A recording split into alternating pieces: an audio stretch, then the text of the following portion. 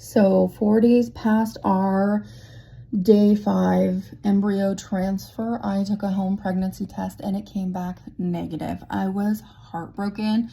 I was so sad. I felt like all of the time and money that we had just put into this was a waste, and I felt so bad for my husband and myself.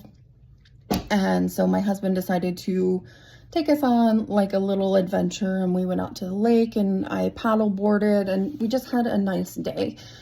And then come day 5, so the next day, I took another home pregnancy test and it came back positive.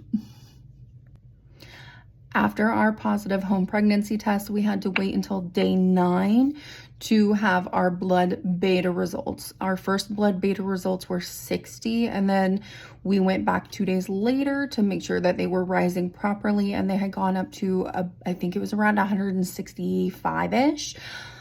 So we were definitely pregnant.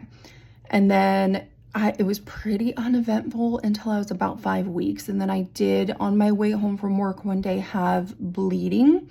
It was very minimal. I got freaked out. We went to the ER, and then I ended up calling our on-call provider, which was our actual provider at the time.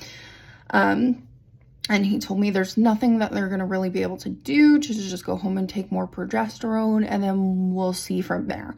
So we went ahead and did that. The bleeding had stopped. It was like one gush of blood. So after that, it was a couple days, we were back to normal. And then at, I believe we were 5 weeks, 5 days, or 5 weeks, 6 days, we had major bleeding. So I was bleeding for about 10 hours, heavily, very heavily.